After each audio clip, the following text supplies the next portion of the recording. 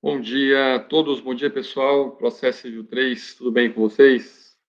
Vamos dar início, segmento na verdade, né, ao nosso estudo de recursos. Na aula anterior, nós estudamos embargo de divergência e remessa necessária, foi isso? Falei a vocês que embargo de divergência é o último recurso, né, previsto lá no 994 como recurso stricto sensu. E remessa necessária não é um recurso stricto sensu, é apenas uma forma de também reanalisar e rediscutir uma decisão judicial. E disse a vocês que a remessa necessária, ela ocorre ex officio, ou seja, é o juiz quem determina o envio do processo para o tribunal, para que o tribunal examine a decisão, a sentença, e examine o processo, certo? E diz também a vocês que não transita em julgado a decisão antes do juiz ou do tribunal fazer esse reexame necessário, essa remessa necessária, né? Reexaminar a decisão judicial. É isso. Falei para vocês também que a remessa necessária não está no rol dos recursos, porque não é um recurso stricto sensu, tá? Vocês sabem que a voluntariedade é um dos requisitos para um recurso judicial. E a remessa necessária, ela não tem aí a voluntariedade, né? É obrigatório, por isso que se fala que alguns doutrinadores chamam também a remessa necessária de recurso de ofício, recurso obrigatório, certo? E falei também a vocês que nessa aula nós falaríamos sobre a ação rescisória, né? Ação rescisória. Vou ver se o chat está funcionando. Nosso tópico da aula era ação rescisória. Bom, a ação rescisória também não é um recurso stricto sensu, né? Não é um recurso. Inclusive, se vocês observarem, está lá no 966 a 975 do Código de Processo Civil. Não está no rol dos recursos também ação rescisória, né? Então, observe que não é um recurso stricto sensu. Vou colocar aqui os artigos para vocês, o 966 CPC. Seguinte, 966 seguintes até o 975 do CPC. Tá? Então, o que seria essa ação rescisória, já que não é um recurso stricto sensu, né? A ação rescisória, gente, é uma ação autônoma. Ela não é recurso. Lembra que recurso, eu falei para vocês que recurso é a continuidade do processo? Ação rescisória, não. Aquele processo já encerrou, o processo já encerrou, já transitou em julgado. E a ação rescisória vai iniciar um novo processo daquele processo já encerrado. Ou seja, eu tenho um processo que já transitou em julgado, já terminou todos os recursos possíveis nele, né, já está em cumprimento de sentença, às vezes, já está até para cumprir a sentença, porém, eu pretendo desconstituir aquela decisão daquele processo, porque me foi prejudicial. Eu só posso fazer isso através de uma ação rescisória. Tá? Então, grosso modo, para vocês entenderem, a ação rescisória ela tem por objetivo desconstituir uma decisão judicial já transitada em julgado, para que haja um eventual rejulgamento daquela causa. É como se você fosse discutir um processo em um outro processo, que é o que diz o Daniel Assumpção Neves, se alguém estiver lendo ele, o Daniel Assumpção ele diz isso, que é a relativação da coisa julgada. Vocês sabem que a coisa julgada ela tem uma proteção especial no nosso ordenamento jurídico. Né? O legislador ele não tem vontade, ele não gosta, ele não quer que aquilo que já foi julgado seja rejulgado novamente. É isso. Isso aí traz, muitas das vezes, um atrapalho, traz aí, muitas das vezes, decisões, né, divergentes que vai trazer insegurança jurídica. Então, não é a intenção do legislador, né, tá relativizando a coisa julgada. Se teve coisa julgada, se transitou em julgado, ali é para permanecer imutável. Né? Essa é a intenção do legislador. Porém, né, Constituição e também o Código de Processo Civil, prevê um último suspiro para aquele que teve uma sentença contra si de improcedência. E que, se atendido alguns requisitos, que nós vamos ver já já, ele possa rediscutir aquele processo e, eventualmente, anular aquela decisão já transitada em julgado, né? E, assim, modificar totalmente a estrutura daqueles autos. Certo? E ele vai fazer isso como? Ora, se o processo já transitou em julgado, só através de uma ação rescisória. Tá? Se o processo não transitou em julgado, se o processo não, se a sentença, a decisão, né, se está querendo rescindir, não transitou julgado, não cabe ação rescisória. Tá? Vai caber um recurso aí, qualquer recurso possível, a depender do estágio em que se encontra o processo. Só cabe a rescisória se exatamente não couber nenhum outro recurso, se o processo, a decisão já estiver transitada em julgado. Ok? Então, o pedido de uma ação rescisória, gente, o que você vai pedir em uma ação rescisória sempre vai ser a desconstituição de uma decisão que já não cabe mais nenhum recurso, porque ela transitou em julgado. Tá? Como falei para vocês, não se trata de um recurso, por quê? Porque recurso se dá quando eu não tenho decisão transitada em julgado. Aí eu posso entrar com recurso.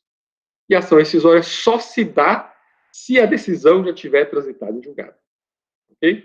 Portanto, como falei para vocês, é uma ação autônoma e não é um recurso que vai dar continuidade ao processo. Ok? Interessante, desde já peço a vocês que anotem, o CPC de 73, o CPC antigo, ele previa que cabia a ação rescisória somente de sentença de mérito. Eu somente poderia rescindir uma sentença. O nosso CPC atual, de 2015, não. Ele vem prevendo que eu posso ter ação rescisória de decisão de mérito, não mais de sentença de mérito, mas sim de decisão de mérito.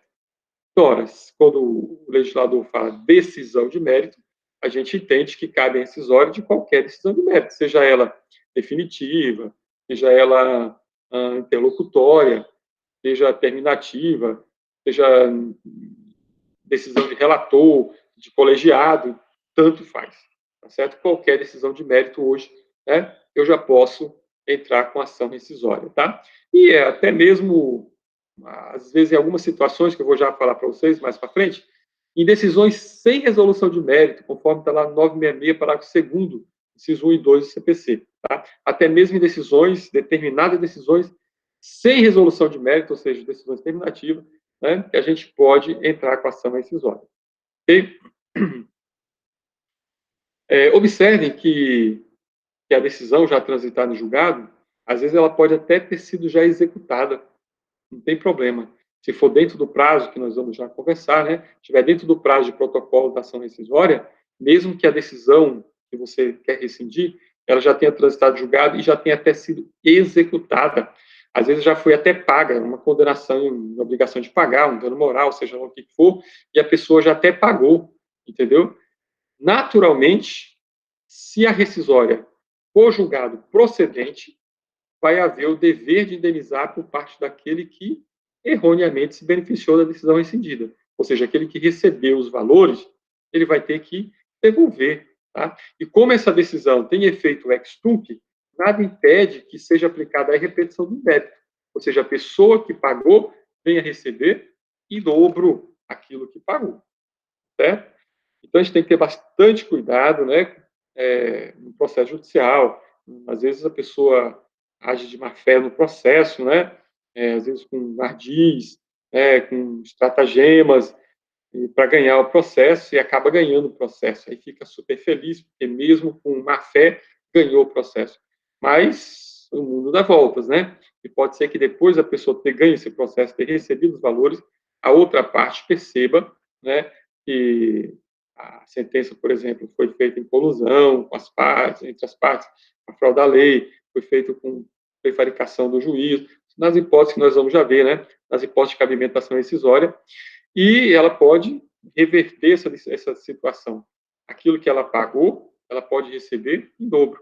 E aquele que de má fé recebeu, ou erroneamente, que não esteja de má fé, mas erroneamente recebeu no processo, poderá ter que devolver em dobro. Às vezes é o barato que sai caro, né? Por isso que um processo judicial, todas as partes, né? Isso já é um princípio do processo civil hoje, está lá nos primeiros artigos do processo civil, que as partes devem agir no processo com lisura, deve agir com competência, mas também com boa fé no processo. Não pode agir de má fé, não pode usar de ardis no processo para ganhar o processo ou para convencer o juiz, porque nem sempre um processo sentenciado, transitado e julgado, ele já é definitivo. Como nós vamos ver, nós temos um prazo aí de 2 anos, né, para entrar com a ação rescisória, e dentro desse prazo de 2 anos, ou 5 anos, a depender da situação, né, pode ter uma a roda gigante pode girar, né, e aquele que perdeu o processo pode entrar com rescisória e, eventualmente, anular aquela decisão incidente, né, e modificar completamente a decisão, e aquele que se beneficiou ter que pagar, e às vezes pagar em dobro, né, aquilo que recebeu. Tudo bem, pessoal? Então, vamos lá. Como falei para vocês, a coisa julgada, vocês já estudaram, né, processo civil 3, né, coisa julgada, ela tem uma proteção especial do nosso direito brasileiro, né? Inclusive proteção constitucional, certo? Como falei para vocês, o nosso legislador constitucional, ele não gosta de ação rescisória, nem um tribunal, ele gosta de voltar a discutir aquilo que já foi discutido e foi julgado, certo? Mas, né, se a parte prova, né, que foi feito um processo e com algum desses requisitos que nós vamos já ver, né, de cabimento, aí sim o tribunal vai analisar e eventualmente poderá relativizar, né, essa coisa julgada aí, poderá, inclusive, anulá-la, cassá-la e dar outra decisão em cima. Quem está lendo o Fred Didier, não sei se algum de vocês está acompanhando aí as aulas com o Fred Didier, né, ele diz no seu livro, né, que a decisão judicial ela pode ser invalidada, né, pode ser desfeita por invalidade, conforme está lá no artigo 966, inciso 2 e 4. Ou, diz o Fred Didier, também por motivo de injustiça, conforme está no inciso 6 e 8 do artigo 966. Tá? Então, o Fred Didier ele põe esses parâmetros aí. Tá? Apesar de a coisa julgada ter proteção constitucional no Brasil, essa coisa julgada pode ser invalidada, tá? Pode ser desfeita por ser considerada inválida, ou ela pode ser desfeita por motivo de injustiça.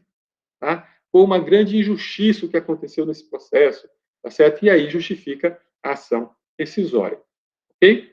Então vamos abrir aí o nosso Código de Processo Civil, no artigo 966, tá? Para que a gente possa acompanhar no próprio artigo do CPC, tá? Aquilo que nós estamos falando, tá? Então vamos lá, artigo 966 do Código de Processo Civil.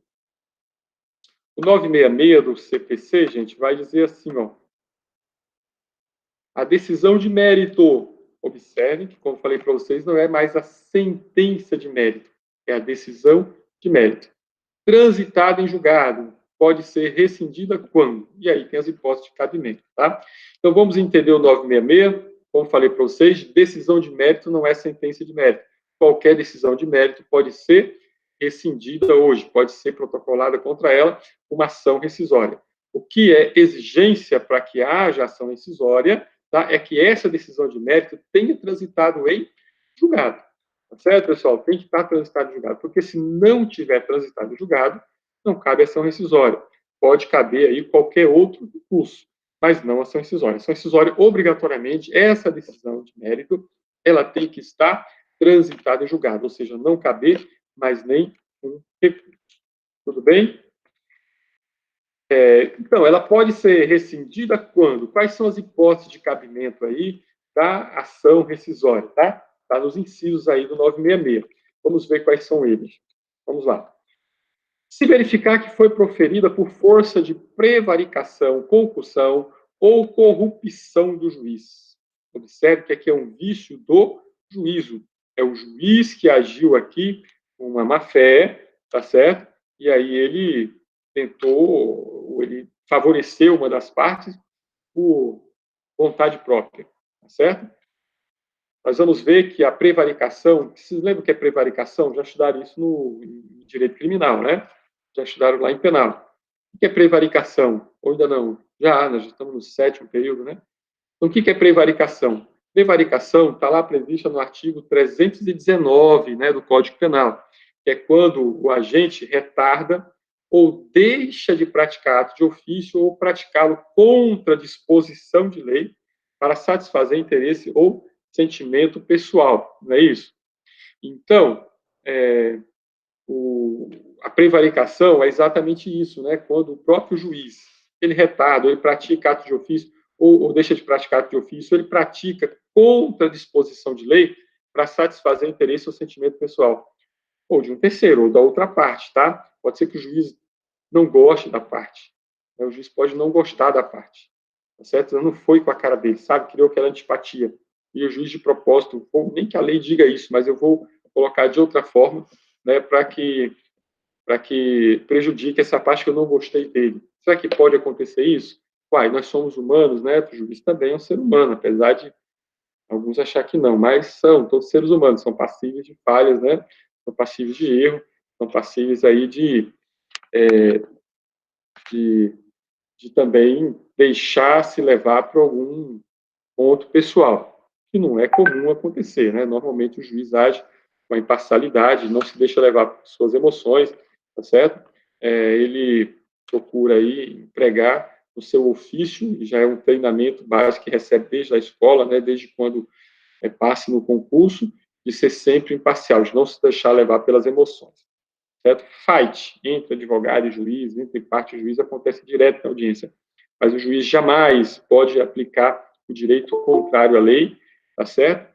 Contrário à lei, é, para prejudicar uma parte, tá certo? Isso aí viola, inclusive, o juramento que ele faz quando ele assume, tá certo? Quando ele assume o seu encargo, o seu mundo. Tudo bem?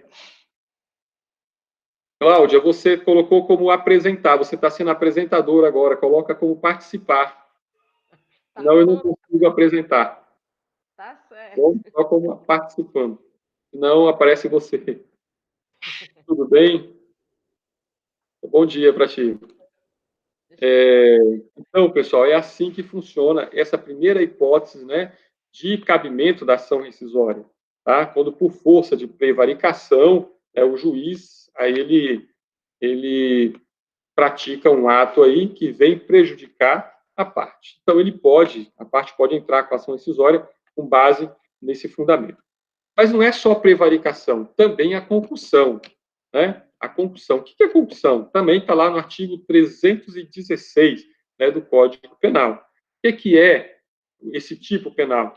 É quando quando o agente exige para si ou para outrem, exige para si ou para outrem, direta ou indiretamente, ainda que fora da função ou antes de assumida, mas em razão dela, vantagem indevida, tá certo? Isso é concussão, tudo bem? Então, a concussão é exatamente quando o juiz, ele próprio, exige, olha, eu vou te dar essa sentença, mas eu quero tanto, eu quero uma participação. Se isso acontecer, isso é um crime grave, né? E fere não somente vamos dizer assim, o processo em si, mas fere toda a jurisdição. É isso, o juiz jamais pode se deixar levar para beneficiar uma parte ou para se beneficiar, né? Ó, eu vou te dar a sentença, eu vou dar no valor bem alto, mas aí você vai me passar uma parte aí, ou então você vai passar para fulano, ou então, ou seja, ele não quer um dinheiro, mas ele quer algo, um benefício. Olha, eu vou te dar essa sentença favorável, mas como você é empresário, eu quero que você arrume um emprego para minha filha lá na tua empresa. Também é uma vantagem indevida, indireta, tá certo? Não importa se isso aconteceu no processo e a parte perceber, ainda que depois de transitada e julgada a sentença, que foi por isso que a sentença foi desfavorável a si, ele pode sim entrar com ação incisória e anular esse processo, porque ele está completamente maculado, completamente viciado, né, por vamos dizer assim, um ato ignominioso do juiz, né, um absurdo cometido pelo magistrado. Tá? Isso não é normal acontecer, viu, gente? Em processo, não é normal acontecer, mas pode acontecer, e se acontecer, o Código já tem essa previsão de anular todo esse processo, anular essa decisão, né, através da ação rescisória. Tudo bem? E a corrupção? Aqui fala prevaricação, concussão ou corrupção do juiz. Não é isso que diz aí o Código? Muito bem, inciso 1 do 966. Estamos falando do inciso 1 do 966. Certo? Então, vamos lá. Na concussão, tá? Ou melhor, na corrupção, vocês lembram, já estudaram penal, nós temos a corrupção passiva e corrupção ativa. Tá? Então, o que é essa corrupção que fala aí é sempre a corrupção passiva. Está lá no 317 do Código Penal. O 317 do Código Penal vai dizer assim: quando o agente solicita ou recebe, às vezes ele não solicitou, a pessoa entregou e ele recebeu, para si ou para outrem, direta ou indiretamente, ainda que fora da função ou antes dela assumida, mas em razão dela, vantagem indevida, ou aceitar a promessa de tal vantagem. Professor, qual a diferença entre a concussão e a corrupção? Tá? A diferença é que na concussão, a pessoa, o agente exige. Ele diz, olha, eu só dou a sentença se você me der, ou der para outro. Tá? Direto ou indiretamente, alguma vantagem devida. Tá?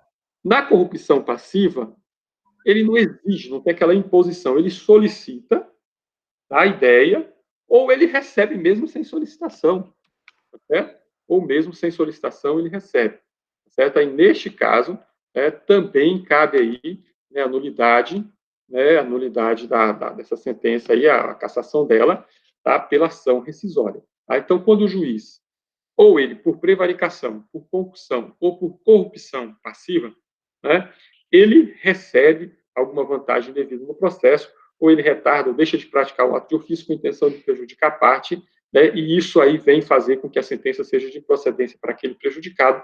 Ele pode, dentro do prazo de 2 anos, anular essa sentença, tá, e reverter toda essa situação, porque flagrantemente houve má-fé do juízo, no caso desse primeiro inciso do artigo 966. Tudo bem? Chama a atenção de vocês para um detalhe. Esses crimes do artigo 316, 317 e 319 do CP, do Código Penal, tá certo? Eu vejo tanto pouco processo penal, tão pouco direito criminal, que até na sequência de artigos ele se confunde. Tá? Mas é esses artigos aí mesmo que falam desses crimes. Tá certo? Cláudio, agora deu certinho, viu, Cláudio? Tá dando para ouvir certinho, Cláudio? Tá. Tá, beleza. Eu sugeriria que você bloqueasse o teu microfone e só acionasse ele quando fosse falar, fazer alguma pergunta, aí você aciona ele, tá bom? Para evitar pegar barulho externo. Apesar de estar só nós dois na sala, né? Então não vai ter tanta interferência. Mas quando entrar mais alunos, se entrarem mais alunos, né?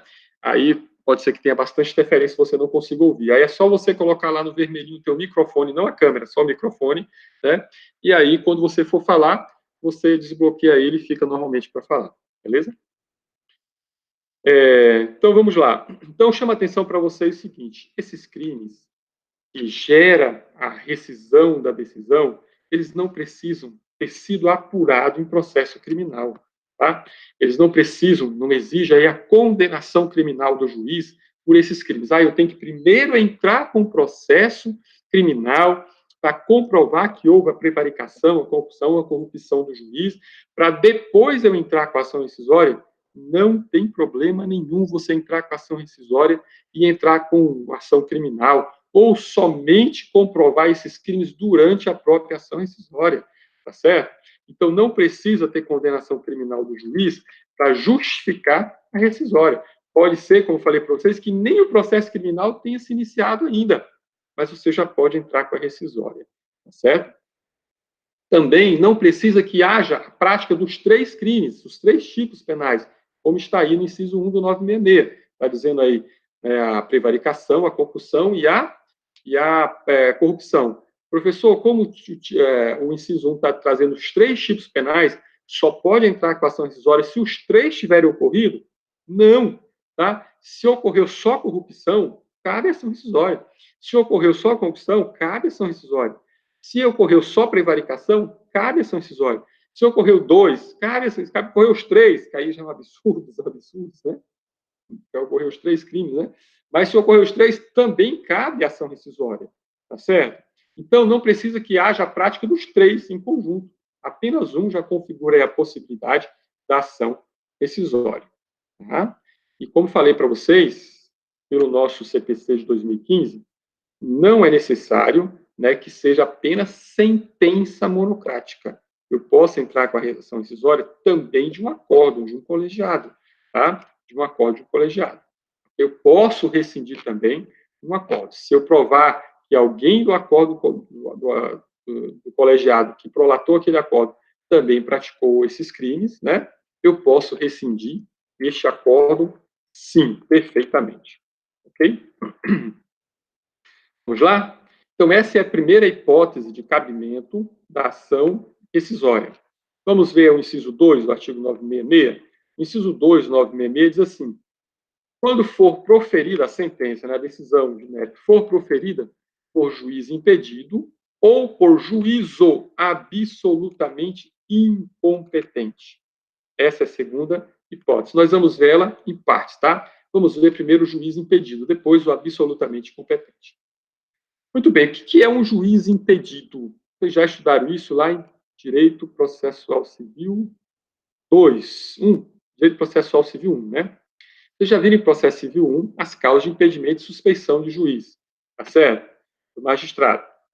Então, veja bem, o que é o impedimento do juiz? Quais são as causas de impedimento do juiz?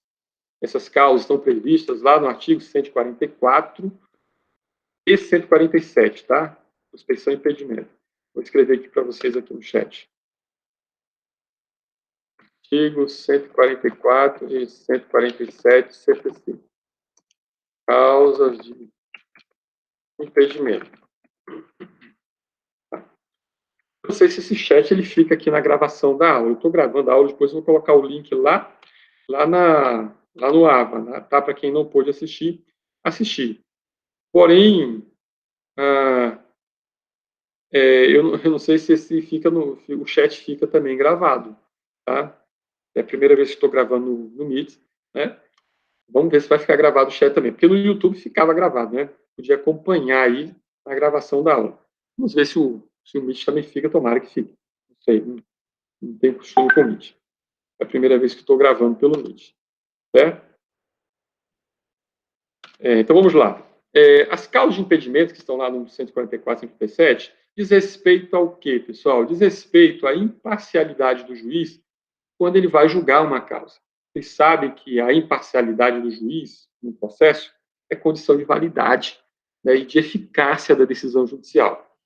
Ora, se o juiz não é imparcial, ou seja, se ele é parcial, ele tende a pender para um dos lados para beneficiar um e prejudicar o outro, ele está agindo de má fé, ele não está agindo com a imparcialidade. Tá? A imparcialidade é requisito de validade da decisão judicial.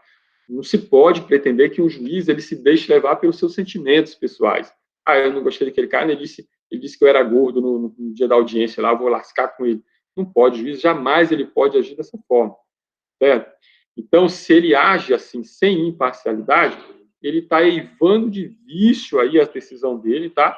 E que prejudica não só aquela decisão, mas prejudica, inclusive, todo o judiciário, prejudica toda a jurisdição. Tá? Quem que vai acreditar no judiciário que os juízes dele são parciais, tá? E deixam se levar pelas suas convicções pessoais, né? Então, nesse caso, óbvio que essa decisão é uma decisão de má-fé, e ela deve ser anulada através da ação rescisória, tá? Apesar, desde que não caiba mais nenhum recurso, a ação rescisória visa anular essa decisão, né, que prejudica a credibilidade do próprio judiciário, do poder judiciário. Observem que o nosso código, quando ele falou no artigo, no inciso 2 do 966, ele não levou em consideração a suspeição do juiz. Tá? Por quê, gente? Porque para rescindir uma decisão é necessário que o juiz tivesse impedido, tá? E não que ele tivesse aí participado também do processo. Certo? Por isso que no caso de impedimento, né, de algum participante do colegiado, só vai caber a rescisória se o voto do desembargador ou ministro impedido for decisivo para o resultado. Senão, não vai caber ação rescisória. O que eu quero dizer com isso? Vocês lembram que no julgamento do Tribunal de Justiça, né, no órgão superior, Tribunal de Justiça, os julgamentos são colegiados. São 3 desembargadores que participam do julgamento, né, que vão participar do acordo. Não é isso? Então, olha só, se um deles está impedido, eu maculo aí o processo, o julgamento. Não importa se é só o juiz monocrático, ele estando impedido, cabe rescisório. Cabe rescisório também no julgamento colegiado. Tá? Agora, só vai caber a anulação do acórdão se, por um acaso, o voto deste que estava impedido, digamos que o ministro A, o desembargador A, B e C, ou o ministro A, B e C, tá certo? O voto do ministro A, ele foi decisivo para o julgamento da decisão. Tá? Se ele foi decisivo, aí sim cabe a nulidade. Se não foi, se o julgamento, se a decisão dele, mesmo ele estando impedido, não foi decisivo para o julgamento, foi 2-1 e ele perdeu, não vai se anular, não vai ser rescindir essa decisão, esse acordo, tá certo? Não sei se vocês conseguiram compreender. Deixa eu voltar aqui novamente, porque nem eu entendi. Mas vamos lá, tá? No julgamento colegiado, eu tenho julgamento de 3 pessoas, né? O relator e o vogal, tá certo? E os vogais. Então, eu tenho julgamento de 3. A decisão do acordo é de 3. Mínimo de 3, tá certo? Eu posso ter um julgamento, um colegiado, por maioria. O que é o julgamento por maioria? Vocês lembram? É quando eu tenho um voto divergente. Eu não tenho unanimidade. Unanimidade é quando os 3 dizem que A é igual a B. Agora, se 2 diz que A é igual a B e 1 diz que A é igual a C, eu tenho um julgamento divergente. Tá? E o que eu estou dizendo para vocês é o seguinte: como na ação rescisória eu posso ter causa de impedimento a levar a ação rescisória, imagine que um desses desembargadores ou ministros estão impedidos, só um deles. Mas o voto dele foi um voto divergente, foi 2-1. Esses 2 aqui decidiram o processo. O voto dele não influenciou no processo. Não tem possibilidade de ação rescisória aqui.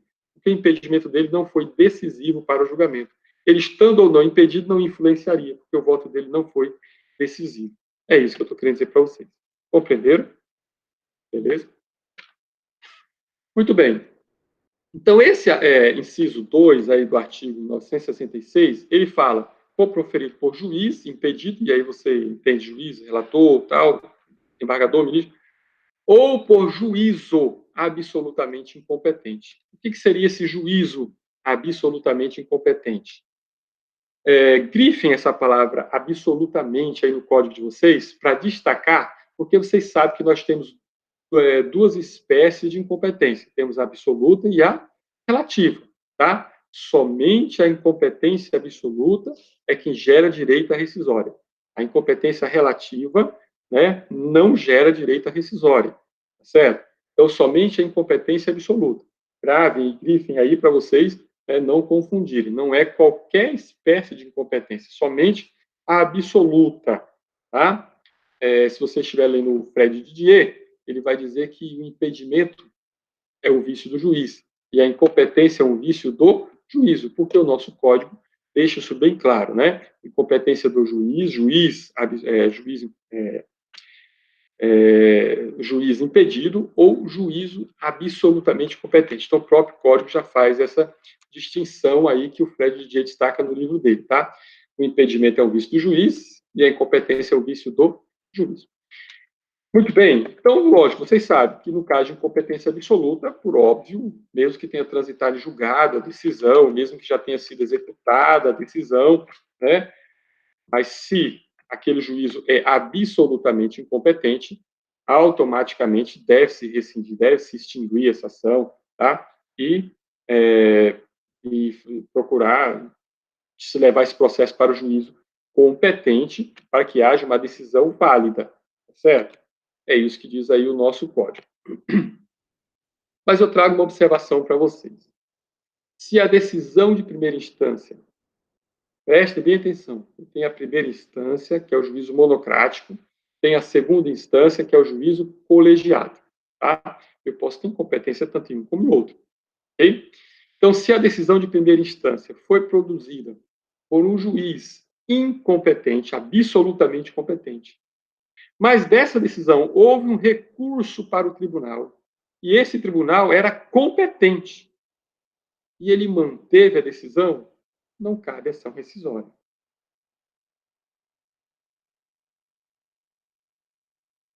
Instância que é o juízo monocrático. É isso? Juízo monocrático, primeira instância. O computador fechou tudo aqui, abriu de novo. Eu tenho primeira instância, tá certo?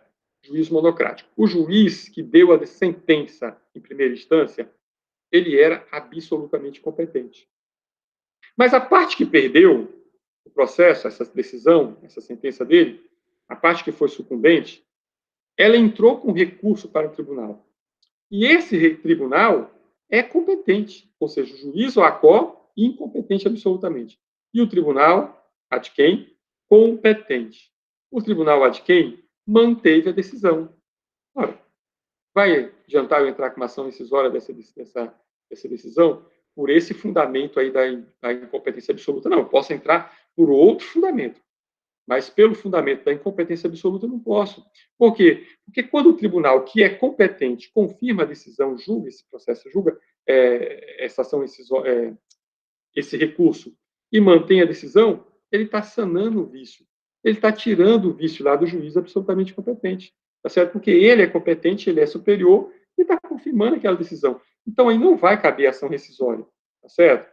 Então, só vai caber ação rescisória, né, se o juízo for absolutamente incompetente e essa decisão dele não for ratificada por um juízo absolutamente competente. Tá certo? Neste caso aí, não vai caber rescisória. Tudo bem? Conseguiram compreender? Vou ver se eu consigo melhorar para vocês. Vou dar duas hipóteses para vocês. Um exemplo. Vou dizer assim. Imagine só. Uma ação foi julgada. Isso aqui é um exemplo que praticamente todo doutrinador vai dar para vocês. Vou utilizar, se eu não me engano, o Daniel Assunção traz este exemplo aqui. Uma ação foi julgada na Justiça Federal. Mas era uma causa que tinha que ser julgada na Justiça Estadual. Certo? E a parte que teve a decisão da Justiça Federal quer entrar com uma ação rescisória. Ela quer entrar com uma ação rescisória. Aonde ela deve protocolar essa ação rescisória? Com base no juízo absolutamente incompetente.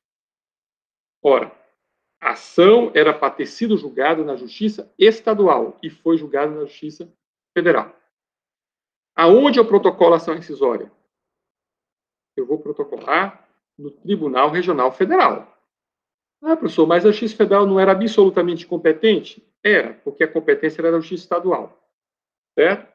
Eu tenho que protocolar no TRF, no Tribunal Regional Federal, aonde é o tribunal respectivo daquela justiça absolutamente competente? Sim. Certo. Por quê? Porque os tribunais, gente, eles têm competência para apreciar os seus próprios julgados, para rescindir os seus próprios julgados. Certo? Então, veja bem, se esse Tribunal Regional Federal, onde você protocolou a ação rescisória, ele acolhe a rescisória, ele diz que é procedente a rescisória, o que ele vai fazer? Ele vai desconstituir a sentença que a Justiça Federal fez, que o seu órgão monocrático fez, ou pode ter sido um acordo, né? E ele não vai poder rejulgar a causa. Ele vai ter que enviar esta causa para a Justiça Estadual, que é a competente. Tá? Como é que acontece normalmente? O juiz monocrático deu uma sentença, eu quero rescindir essa sentença. Eu vou protocolar minha rescisória no tribunal. Certo? Vou protocolar minha rescisória lá no tribunal.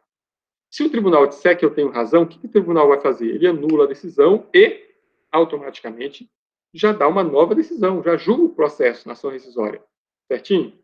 Ou ele mantém a decisão, dando a improcedência da rescisória, ou ele dá a procedência da rescisória e anula aquela decisão, né? Desconstitui ela e já faz uma nova decisão. Esse é o normal. Porém, se é caso de incompetência absoluta, que é este exemplo que eu estou dando para vocês, o TRF ele vai receber a ação rescisória daquela decisão, daquela sentença exarada, prolatada pela vara federal. Ele vai dizer, não, a pessoa, o autor da ação rescisória, ele tem razão. A Justiça Federal é absolutamente incompetente para decidir essa causa aqui, a competência da Justiça Estadual. Neste caso, o Tribunal Regional Federal não vai poder rejulgar a decisão. Ele só vai desconstituir aquela decisão, anular ela e remeter os autos para a Justiça Estadual, que é a Justiça competente. Isso acontece muito para quem gosta de direito previdenciário, né? Para quem gosta de direito previdenciário, pode acontecer isso. Ações de acidente de trabalho, mesmo contra o INSS, a competência da Justiça Estadual, não é federal. E como é INSS, todo mundo, às vezes, todo mundo não, mas muitas vezes se entra na Justiça Federal. Né? E quando você percebe que aquele processo é baseado em decisão decorrente de acidente de trabalho, a competência é remetida para a Justiça Estadual. Imagine só vocês que uma vara decidiu uma ação dessa, que trata de acidente de trabalho, está certo na Justiça Federal. E o INSS entra com a rescisória para desconstituir, porque a competência é da Justiça Estadual e não da Justiça Federal. Compreenderam? Um exemplo clássico que acontece aí em direito previdenciário. Tudo bem? Apesar de eu não concordar, né, com essa decisão, é uma súmula do STJ que diz isso, não concordo, mas tem essa súmula do STJ.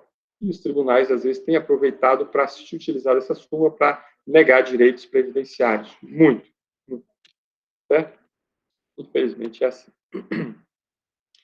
Muito bem. Então, toda vez que eu tenho o julgamento de uma decisão por um tribunal a qual competente, se foi mantida aquela decisão, sanou-se o vício aí. Tá? Pode acontecer também de uma causa ter sido julgada por um juízo incompetente. O tribunal que tem competência para julgar essa ação decisória, ele tem competência para julgar qualquer causa daquela. Neste caso, eu não posso entrar aí com ação rescisória, tá certo? Vou dar um exemplo aí desse caso para vocês. Alguém entrou com uma ação de família numa vara civil, tá? Ação de alimentos. Foi julgada numa vara civil e não em vara de família, deveria ser julgada em vara de família. Aquele juiz civil é absolutamente competente, mas ninguém se deu conta e nenhum juiz também. Deu-se a sentença, né? Deu-se a sentença numa vara civil, numa ação de alimentos, certo? Desde que nessa comarca não tenha vara de família. Por exemplo, aqui em São Luís, nós temos varas civis, varas de família, varas de fazenda, de interesse difuso, coletivos, tal. Nós temos aqui uma repartição por tipo de ação, tá? Por matéria a ser discutida. Então, aqui em São Luís, eu tenho as varas de família e tenho as varas civis.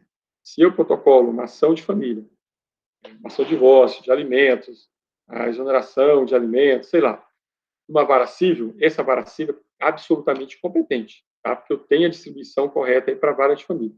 Mas, digamos que assim aconteceu, foi protocolada uma ação de alimentos numa vara civil, e a vara civil sentenciou, transitou em julgado. Depois a parte percebe, puxa, mas aqui tem vara de família, tá? E foi contra mim essa decisão, fui prejudicado. Posso entrar com uma rescisória? Posso. Com qual fundamento? O juiz absolutamente competente, certo? Só que nosso Tribunal de Justiça do Maranhão, ele julga qualquer tipo de causa vindo de qualquer vara, de família, civil, criminal. O Tribunal de Justiça ele tem competência para julgar qualquer ação de todas as comarcas do Maranhão. Então, o nosso Tribunal de Justiça, não importa se aquela sentença ela veio de uma vara de família ou de vara civil, tá? Ele é competente, tá, para julgar ações decisórias de todo juízo a ele vinculado. Neste caso, impede que o Tribunal de Justiça rejulgue essa causa? Não. Ele pode, sim, declarar incompetência absoluta lá do juízo civil, mas ele automaticamente pode rejulgar, já dar uma nova sentença, né, uma nova decisão nessa ação de alimentos aí, sem precisar remeter para um juízo competente. Se a causa está madura, ele pode automaticamente já fazer um rejulgamento, tá? Automaticamente. Diferente daquele exemplo que eu dei para vocês, o TRF, porque lá não. Lá o TRF era absolutamente competente também. Então, ele teria que mandar para a Justiça Estadual, que é a Justiça Estadual que é competente. Neste segundo exemplo, não, o Tribunal de Justiça é competente? É.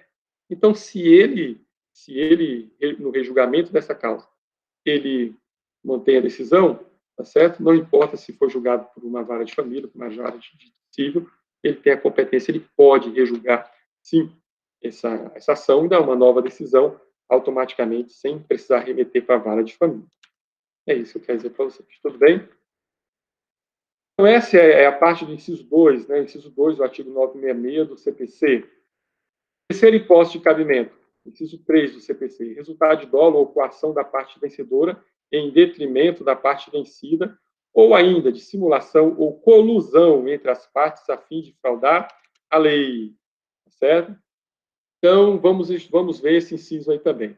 Nós vamos verificar que cabe ação incisória se houve dolo no processo. Tá? Se houve dolo.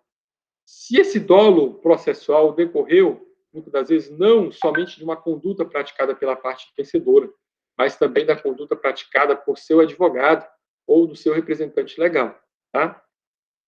Observe que se houver um litisconsórcio e o dolo é apenas de um deles, não tem problema, também é suficiente para a rescisão da sentença. Tá? Nós já estudamos dolo, né, gente? Já estudamos dolo e coação lá em Direito Civil 1. Estão lembrados? Nós estudamos dolo e coação em Direito Civil 1. Certo? Vocês têm que lembrar desses institutos aí que nós já estudamos para trás. Tá? Por isso que eu costumo dizer para vocês que o estudo de direito é uma engrenagem, você não pode estudando estanque, né? Não pode estudando esquecendo que já passou, tá? Então, vocês lembram que é dolo, lá do direito civil 1, quando a parte quer, é o mesmo conceito lá do penal, né? Quando ela quer e deseja o resultado e ela age, né, em consonância para obter aquele resultado. E, com esse resultado, ele vai estar doloso, ele vai prejudicar a outra parte em um negócio jurídico, já que nós estamos falando aqui de direito civil e não de direito penal, tá? Esqueçam o direito penal. Vamos estudar o que interessa aqui, direito civil, que é o melhor, né? Então, no direito civil, se uma das partes no negócio jurídico age com dolo, né, com intenção de prejudicar a outra parte, esse negócio jurídico é passivo aí, inclusive, de nulidade. A mesma coisa aí na sentença, na decisão civil também, tá? Se a parte agiu com dolo no processo, estão lembrados? Se a parte agiu com dolo no processo, ele que não seja a própria parte, mas seu advogado, seu representante legal, ou um dos litisconsortes, eu posso sim entrar com uma ação rescisória, tá, para anular essa decisão, provando o dolo da parte aí contrária, que me fez aí ter prejuízo, que me fez ser sucumbente. Ok?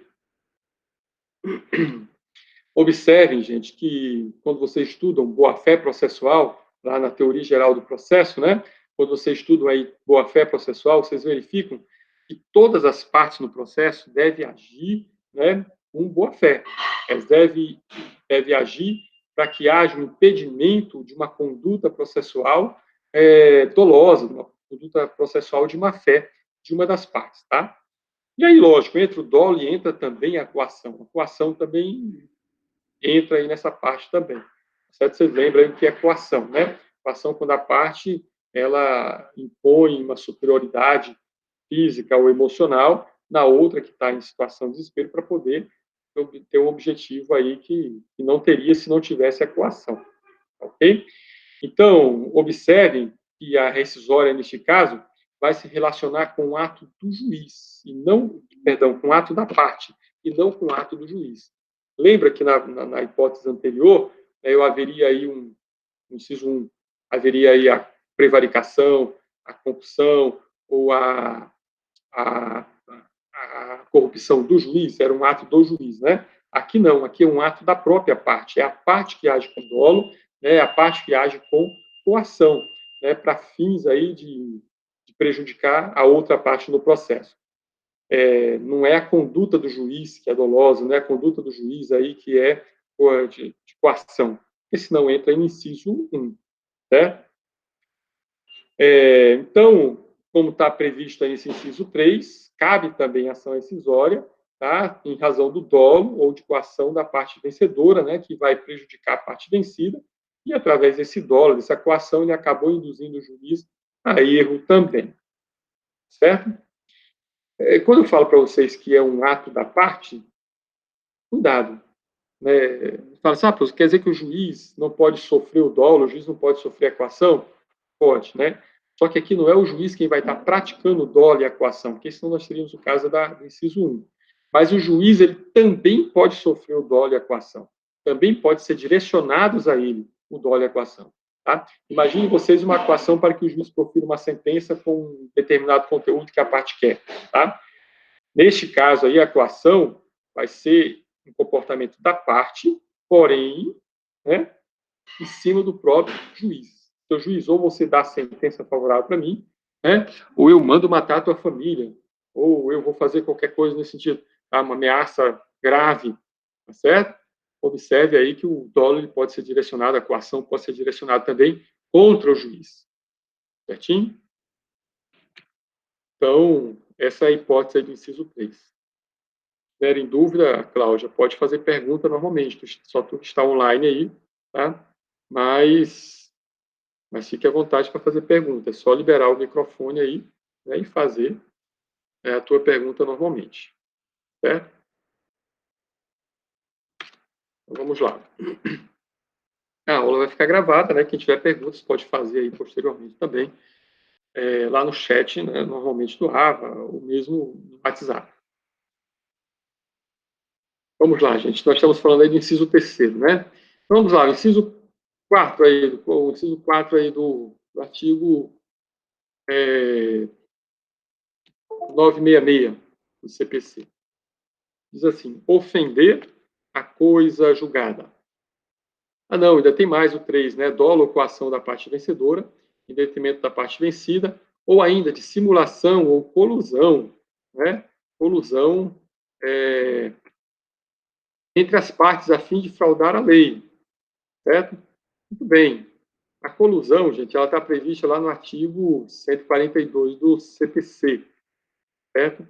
Tem aí essa previsão aí, lá no 142 do CPC.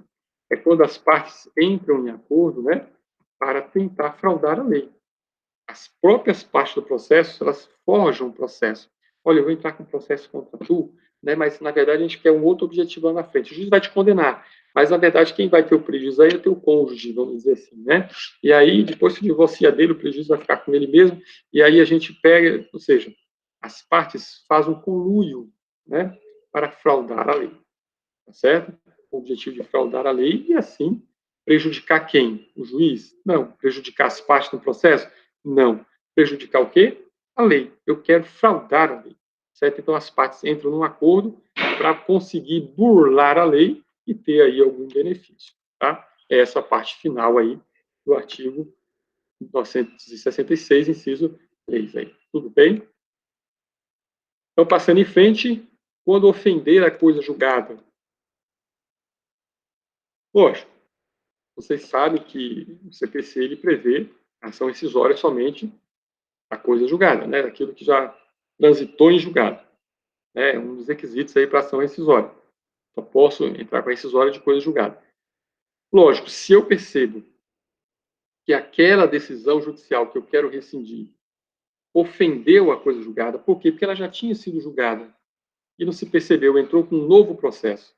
Aí, nesse novo processo, né, teve um curso normal e teve uma outra sentença, muitas vezes, diferentemente. Ou seja, com prejuízo da coisa julgada. Já havia coisa julgada e a parte entrou com um novo processo. A outra não questionou, o juiz não percebeu, teve decisão também, e essa decisão transitou em julgado. Essa decisão está ofendendo a coisa julgada. Eu já disse a vocês que a Constituição protege a coisa julgada, é protegido constitucionalmente. Então, é justificativa, sim, para que eu entre com uma rescisória se essa decisão está ofendendo a coisa julgada de uma decisão, melhor, de um outro processo que já está julgado, transitado julgado, e a parte entrou novamente para discutir a mesma coisa, e essa decisão atual ofende a coisa julgada. Okay? Então, é essa situação que cabe aí a rescisória por este inciso do artigo 966. Okay? Inciso 5, violar manifestadamente norma jurídica. Eu diria para vocês que, na prática, como advogado, 90% das ações decisórias são baseadas neste inciso 5, tá? Quando a parte alega que aquela decisão judicial manifestadamente ofendeu a coisa jurídica, ofendeu norma jurídica, ofendeu uma legislação, tá? Um artigo tal, tá? É o que mais é comum acontecer, certo? Em ações decisórias. É justificar com base nesse inciso 5 aí, tá? Então, pessoal, essa questão é quando a parte tenta provar na ação rescisória que aquela decisão rescindida ela não estava de acordo com uma legislação específica, não estava de acordo com o entendimento do TJ, do STJ, do STF, de uma súmula, ou seja, ela tenta provar que tem uma norma jurídica dizendo que A é igual a B e aquela decisão judicial disse que A é igual a C. Certo? Ou seja, não observou aí norma manifestadamente norma jurídica.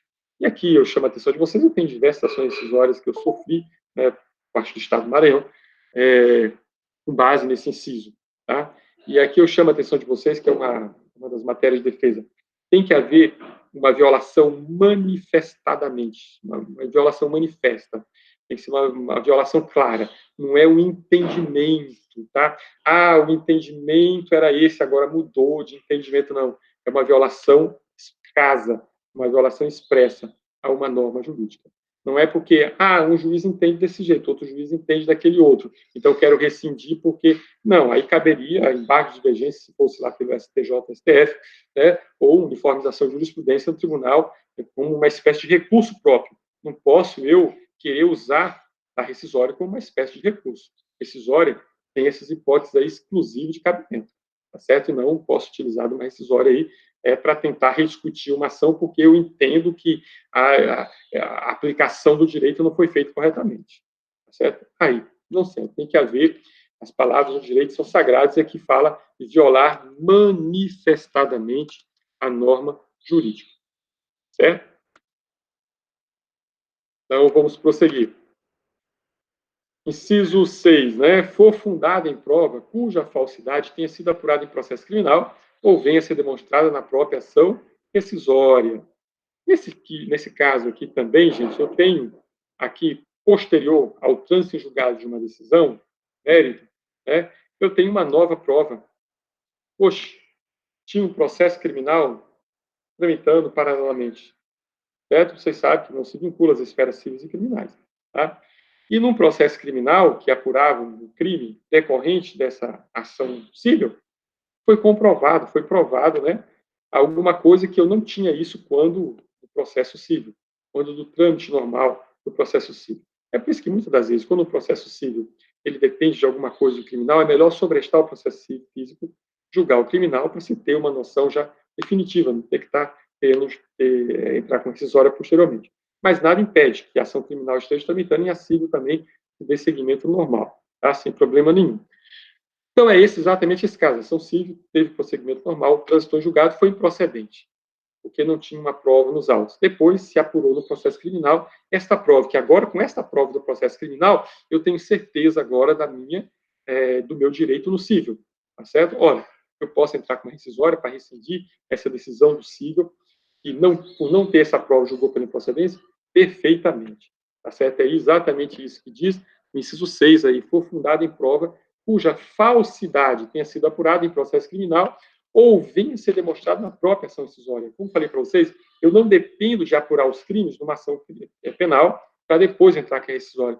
Eu posso apurar esses crimes na própria ação rescisória. Tá? Então, se no curso da ação rescisória eu consigo provar ao magistrado, ao tribunal, né, aos desembargadores ou ministros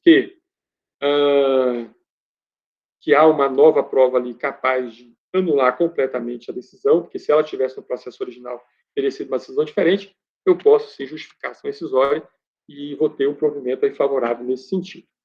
Ok? Inciso 7. Eu vou aqui ver inciso por inciso para vocês, gente, que é as hipóteses de cabimento, não tem como nós se furtar de ver um por um, tá bom? Inciso 7.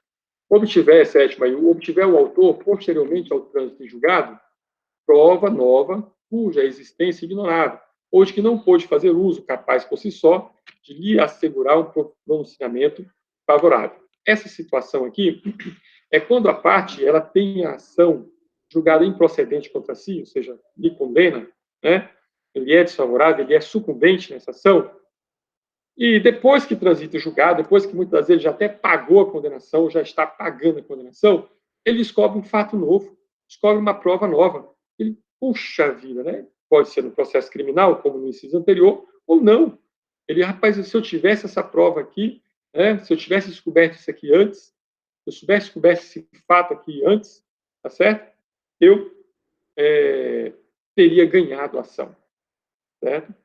E se eu tivesse feito uso dessa prova, eu teria um pronunciamento favorável. Eu teria uma ação não de improcedência, mas de procedência. Eu não seria sucumbente, seria o vitorioso nessa ação. Certo? Então, se ele percebe isso mesmo depois, tá certo, de trânsito em julgado da decisão, ele pode sim entrar com ação rescisória. Vou ver se eu dou um exemplo para vocês. Um aluno aí de Florence, um aluno da nossa instituição, ele me procurou certo dia para dizer que a sua mãe tinha sido condenada numa ação de danos morais. Ela tinha causado atropelamento de uma pessoa, né? E essa pessoa entrou não com uma ação criminal, por lesão corporal, entrou com uma ação indenizatória de danos morais. E alegou que ele ficou incapacitado, né, da perna para o trabalho, com aquela colisão. E a senhora alegou que não foi tão grave assim a colisão, foi uma coisa simples. Mas ele estava lá com ferimento na perna, né, com uma cicatriz muito enorme na perna, e essa cicatriz era incapacitante. Ele teve dano estético, dano moral, e foi condenado. O juiz condenou a senhora, a mãe do aluno, né, a fazer o pagamento aí dessa indenização. E ela já tinha até parcelado essa indenização, já tinha transitado julgado, tinha recurso, já estava pagando a indenização, tinha pagado já algumas parcelas dessa indenização. Tá? E, se eu me engano, depois que ela tinha pago algumas parcelas, ela veio a descobrir, por um acaso, que aquela vítima, né, aquele que tinha sido vitorioso na ação, tinha recebido uma indenização por DPVAT anterior ao fato do atropelamento. Né? Lógico, ele entrou com o DPVAT de novo, lá pelo atropelamento e tal, não sei se recebeu. Mas ela descobriu que ele tinha recebido o DPVAT por conta de um acidente automobilístico, antes do acidente que ela tinha cometido. E ela foi investigar e percebeu que, na verdade, aquela cicatriz, aquela lesão, aquela incapacidade, ele já tinha discutido em outro processo, de um outro acidente automobilístico. Ou seja, não tinha sido ela que tinha causado aquela lesão. Ela pegou a cópia do processo e ele perguntava: o que eu faço? Ação rescisória. Lógico, a parte agiu de má fé, de completa má fé. E, lógico, se ela tivesse a prova disso durante o processo que ela sofreu de indenização, assim, ele não entrou com o novo DPVAT, porque o DPVAT saberia descobrir rapidamente, né? Seria a mesma lesão. Então, ele entrou no civil com ação indenizatória exatamente, né, contra ela, para tentar burlar a lei aí, tá? Então, eu falei, entra com ação incisória, porque flagrantemente, se ela tivesse a prova desse fato, né, na época do processo em trâmite, do processo dela, ele não teria ganhado o processo. E esse fato novo, agora, por si só, ele é capaz de reverter completamente a decisão. Né? Ou seja, até as parcelas que ela tinha paga, aquele que não tem um pingo de vergonha na cara, né, aquele autor lá, vai ter que devolver em dobro para ela, porque foi um pagamento indevido. Certo? Se aplica a repetição do indébito aí, foi um pagamento indevido. Eu não sei se ela entrou com ação incisória, mas se entrou, com certeza vai ter vitória. É que ela vai provar que a lesão que ele está discutindo, dizendo que foi ela que causou, não foi ela que causou, e ele já tinha recebido uma indenização anos antes. Tá certo? Essa incapacidade que ela alegava era uma incapacidade forjada. Ok? Então, ação rescisória. É exatamente isso que diz aí, tá? O inciso 6, né, quando ele fala em for fundado em prova, cuja falsidade, no, perdão, 7, né, obtiver o autor posteriormente ao trânsito julgado, prova nova, cuja existência ignorava, ou de que não pôde fazer uso capaz por si só de lhe assegurar o pronunciamento favorável, ou seja, uma sentença favorável. Tudo bem? E o oitavo, que diz assim, aprofundada em erro de fato verificável no exame dos autos. Simples também esse tipo, essa possibilidade, essa hipótese de cabimento rescisório. Às vezes, gente, a gente tem processos já transitados julgados, aqueles processos físicos, ou virtuais mesmo, né? Processos virtuais, em que a parte, processo de trânsito julgado, já teve a condenação, o advogado já passou para a parte, mas nós deixamos no escritório. Ou processo físico, né? Sempre lá no escritório eu tiro cópia integral dos meus processos físicos. Até para estudar melhor o processo, para fazer uma defesa, fazer uma peça, fazer uma audiência, a gente tem cópia integral do processo físico lá. Ou digitalizado. Às vezes eu pego e digitalizo também e deixo em mídia, tá? Antigamente a gente xerocava já, nos últimos dias antes de entrar o PJE, a gente costumava digitalizar todo o processo, fica mais fácil. Hoje em dia, muito mais fácil, né? Existem scanners muito rápidos para escanear o processo, então hoje em dia a gente não usa mais papel em escritório. Muito raro usar papel, e a nossa aula de PJE que vem, nós vamos falar sobre isso. Certo? Então, estava falando para vocês, cadê perdendo o raciocínio aqui? Esse inciso oitavo, geralmente, num processo desse que já transitou julgado, que está lá no escritório, tem estagiário curioso, né? Estagiário, a gente vai dizer para ele, ó, estagiário, leia os processos aí para você ter noção do processo. Esse processo que já está transitado em julgado. Tem a petição inicial, tem a contestação, tem a réplica, né? Tem as alegações finais, tem as audiências, tem as provas que foram colhidas, tem a sentença do juiz, tem os recursos. Eu quero que você leia esse processo todinho para você ter noção, né, do que é um processo judicial, dos trâmites processuais. E aí, como o estagiário vai lá para o escritório, eu boto ele para fazer isso. Você vai ler processo aí concluso, tá certo? Processo já concluído, aí, já transitado julgado, para você ter noção de tudo, né, no processo. Geralmente a gente faz assim. O estagiário aprende muito, né, dessa forma, porque ele vai ter aí uma noção geral, né, de todo um processo. Ele vai ver o que o advogado disse na petição inicial, vai ver o que o réu disse na contestação, vai ver o que o autor disse na réplica, vai ver o que o juiz disse no cenamento do processo, né, que se decidiu ali na audiência de instrução e julgamento, vai ver o que se diz nas alegações finais, ou seja, tem uma noção completa e vai ver o que o juiz decidiu. Né? É muito bom para aprender nuances movimentação processual e também macetes processuais. Tudo bem?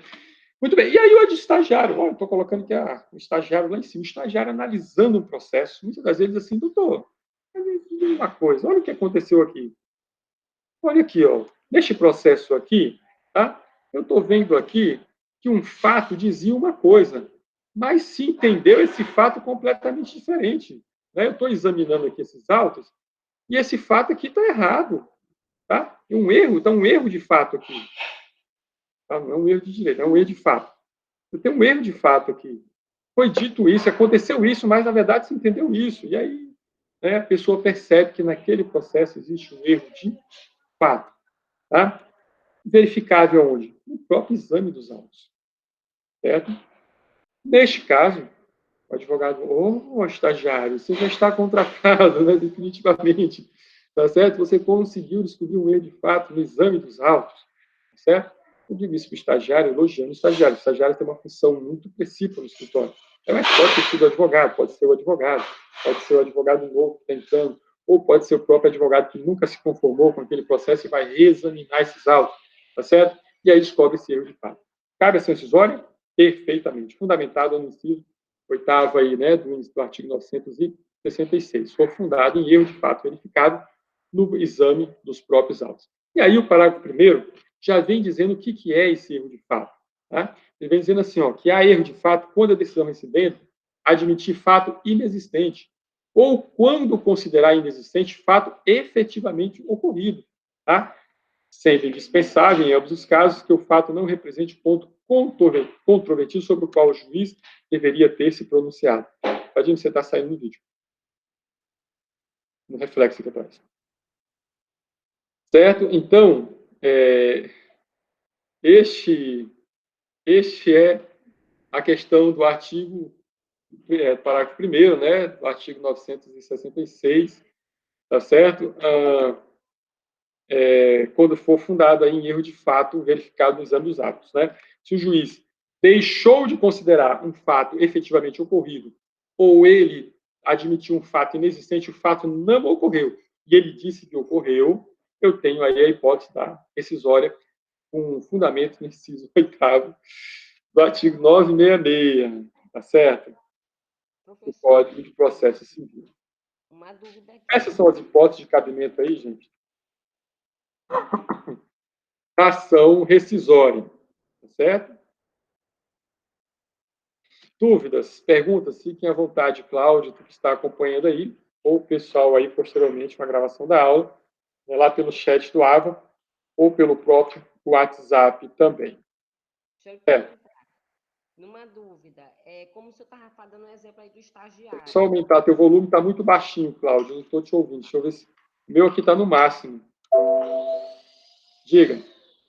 Sim, um exemplo aí, como o senhor estava falando do estagiário, que ele descobriu um fato em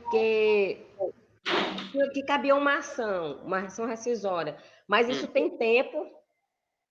Ah, sim, vamos lá. Os prazos da ação rescisória. Tem um prazo aí da ação rescisória que eu deixei para o final, porque vocês precisam compreender perfeitamente a questão do prazo da rescisória.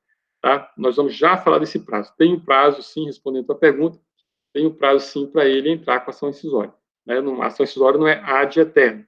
Tá? Você tem um prazo para você protocolá-la, sob pena de decadência também, manter já imutável aquela decisão, ainda que prejudicada aí por um fato inexistente que foi inserido aí pelo juiz, o fato não existia e ele colocou, ou por um fato inexistente existente que ele desconsiderou. Então vai ter um prazo. Não só para essa hipótese, para qualquer hipótese aí desses 8 incisos aí do 966, tem o prazo para ser protocolada a ação. Vamos já falar sobre estes prazos. Certo? Então vamos lá. Requisitos. Quais são os requisitos da ação rescisória? Vou colocar aqui para vocês. Perdão, gente, não é coronavírus, não, é rinite mesmo. Requisitos da ação rescisória. Vamos aos requisitos. Por tudo que nós já falamos, vocês percebem que os requisitos para ação rescisória, eu preciso ter uma decisão de mérito transitada em julgado, né? Então, eu preciso ter uma decisão de mérito, não é mais uma sentença de mérito, mas é uma decisão de mérito. Eu preciso que essa decisão de mérito esteja transitada em julgado, senão não cabe ação rescisória, tá certo? E eu preciso que se enquadre dentro de uma das hipóteses de cabimento do artigo 966. Esses 8 incisos aí, 966, tá certo? Então, esses são os requisitos para ação rescisória. Mas tem mais um. O código diz que para você entrar com a ação rescisória, você precisa fazer um depósito prévio, uma caução prévia do valor, vou colocar aqui, ó, caução prévia, valor de 5% do valor da causa.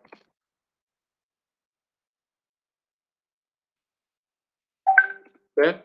Então, eu preciso de depositar 5% do valor da causa para eu poder entrar com a ação rescisória. Tá certo? É uma espécie de caução. Como falei para vocês, nosso legislador constitucional, nosso legislador processual civil, ele não vê com bons olhos a rescisão de um julgado. Ele entende o seguinte: olha, se um processo já tramitou no judiciário 5, 6 anos, teve recurso, foi para o STJ, STF, voltou, né, para execução e transitou em julgado, não tem que estar discutindo mais. Já passou pelas instâncias do judiciário. Eu não tenho que estar rediscutindo esse processo. Então, não se vê com bons olhos, né? Nem a nossa doutrina brasileira não vê com bons olhos a ação rescisória. Se pretende que seja mantida aquela decisão. Tá certo? Mas pode ser que a parte queira entrar com a rescisória só para funegar o judiciário de novo. Somente para encher o saco mesmo. Entendeu? Somente para tentar rediscutir aquilo que já está discutido e consolidado. Ó, ele pode fazer isso? Pode, mas ele vai ter que pagar para isso. Vai pagar o quê? 5% do valor atualizado da causa. Tá certo? Pode ser pouco dinheiro, mas pode ser muito dinheiro também. Tá certo? Às vezes 5% de 1 milhão é bastante dinheiro. Para mim, para vocês, talvez não. Mas para mim é muito dinheiro, né? 5% de 1 milhão dá o quê aí? 10% dá 100 mil, dá 50 mil. Estou fazendo assim de 10%, 5%, porque a aula de matemática eu já disse para vocês, não tinha merenda lá no SEMA, né, que eu estudava no SEMA, aí na aula de matemática não tinha merenda, eu não ia, então eu nunca aprendi matemática. Eu faço assim, né, 10% é 100 mil, 5% é 50 mil, fica mais fácil, certo? Ei, então vamos lá, 50 mil para mim é muito dinheiro. Então, se por um acaso, lógico, que tem um patamar, o código diz que não pode ultrapassar 1.000 salários mínimos, tá? Quanto é 1.000 salário mínimo? Deixa eu ver aqui. Já disse, né, que eu não sei matemática. 1.000 vezes 1.000, 0,45. Oh, nem calculadora não sei usar. Vezes 1.000, 0,45. 1.045.000. Dinheiro, né? Então não pode atrapalhar 1 milhão, não pode ultrapassar 1.045.000, tá certo? Mas até este valor, tá certo? Você vai ter que pagar vamos dizer, de caução, essa caução prévia, tá certo? Para poder entrar com a ação rescisória. Certo? E para que serve essa caução prévia? É uma espécie de multa, uma espécie de condenação antecipada. Se a tua ação rescisória for julgada improcedente, por unanimidade, né, for julgada improcedente aí, tá certo? Esse valor já fica, né, convertido em multa, né, se por unanimidade de votos ela for declarada inadmissível ou improcedente, certo? Então, é uma espécie de punição, de multa mesmo, tá? Se você entrar com ação só para entrar, só para fudegar o judiciário, só para tentar rediscutir tudo aquilo que já foi rediscutido, ok? Aí, se for julgado improcedente ou for declarada por unanimidade de voto, né, inadmissível, essa caução que você depositou já fica lá como garantia para esta multa processual aí, pelo fato de você ter entrado com uma ação totalmente improcedente. Então, se você vai entrar com uma rescisória, peça a Deus que ela seja julgada procedente, senão você vai perder, além da ação, além de pagar as custas dessa nova ação, da ação rescisória, você vai pagar também esta caução aí de 5% do valor da causa. Tudo bem? Então, é também um requisito. Se você não depositar esta calção, ok? Não cabe ação rescisória. Ela vai ser inadmitida por conta de não depósito da calção aí preliminar. Tudo bem? Então, vamos prosseguir. Legitimidade. Legitimidade. Quem tem legitimidade? Passiva e ativa. Primeiro, quem tem legitimidade ativa? Ou seja, quem pode entrar com ação rescisória? Está lá no artigo 967. Artigo 967. 867, 967, 75. Lá no 967 tem os legitimados ativos para entrar com ação rescisória. Podem ler lá, está bem claro, não tem nem o que explicar. Quem foi parte no processo ou seu sucessor a título universal singular. Então, os herdeiros, os legatários, o espólio. Ou seja, se o cara já morreu, lógico, ele não pode entrar com ação. Mas seus herdeiros podem? Pode. Seu espólio pode? Perfeitamente, tá? Então, todos que foram parte do processo podem entrar com ação rescisória. Lógico que vai entrar com ação rescisória aquele que foi prejudicado, né? Quem ganhou o processo vai ter interesse em entrar com uma rescisória? Não, ele vai ter interesse que transite em julgado e passe aí o prazo, né, da ação rescisória para que ele não venha sofrer uma eventual desconstituição daquela decisão que lhe foi favorável. Então, normalmente, essa parte aí do processo que o Código fala é a parte sucumbente. Mas pode um terceiro também juridicamente interessado? Pode. Está aí no inciso 2. O terceiro juridicamente interessado. Não é qualquer terceiro. É aquele que sofreu o reflexo da sentença. É aquele que também foi prejudicado com a sentença. O terceiro que foi beneficiado com a sentença tem intenção em entrar com uma rescisória? Não, se ele foi beneficiado, não. Mas se ele foi prejudicado, eventualmente, aí sim, ele vai ter interesse aí em entrar com a ação rescisória, porque ele, apesar de não ter participado dos autos, mas ele foi prejudicado. Lembra daqueles casos de sublocação? Locação e sublocação? O sublocatário que não foi parte do processo, mas teve o processo, o contrato rescindido, ele é um terceiro interessado, inclusive, para entrar com recurso, tá? E também com ação rescisória. Tudo bem? Depois, o Ministério Público. O Ministério Público, gente, vocês sabem que ele pode entrar com ação rescisória, como custo legis, né? Como custo do ordenamento jurídico. Ele pode entrar com ação rescisória também. Mas o Ministério Público, sempre que aí o Código, né, faz essa diferenciação, o Ministério Público ele pode entrar com processo, traz três hipóteses aí. Sempre que ele não foi ouvido no processo em que era obrigatória sua intervenção. Processo que envolva incapaz, né, e era obrigatória a intervenção do Ministério Público, todo processo que envolve incapaz é obrigatória a intervenção do Ministério Público. Se houve um processo que não foi ouvido ele quando era obrigatório a sua oitiva, cabe a ação rescisória, o Ministério Público vai ter legitimidade ativa para protocolar essa ação rescisória. Depois, quando a decisão recidenda, é o efeito de simulação de colusão das partes, a fim de fraudar a lei. Lógico, gente, isso aqui é óbvio, né? Se as partes agiram com má-fé, ambas as partes no processo, as duas partes conluiaram, né? Fizeram um conluio para fraudar a lei, nós vamos entrar com esse processo aqui, aí tu vai ser condenado, mas, na verdade, a condenação vai ser pequena em face do benefício que nós vamos alcançar em fraudar a lei aqui e tal. Tá? Houve um conluio entre as partes. Vocês acham que uma dessas partes vai querer entrar com uma ação rescisória? Ora, se eles agiram de má-fé, ambos agiram de má-fé, em conluio, né, para fraudar a lei, quem deles vai ter interesse em entrar com uma rescisória? Nenhum dos dois. Mas não houve um crime aí, não houve uma má-fé processual, houve. Quem é que é custos do ordenamento jurídico? Quem é o guardião do ordenamento jurídico também? Que vai, como se diz assim, vai trabalhar para proteger o ordenamento jurídico? É o Ministério Público. Então, nesse caso, mesmo que as partes não entrem, que não vão entrar, ele percebendo que houve conluio entre as partes para fraudar a lei, ele pode sim entrar com ação aí, tá? Rescisória, para anular essa decisão e prejudicar as partes que se beneficiaram por essa decisão que foi dada por conta da má-fé, da colusão e com fraude à lei. Tudo bem?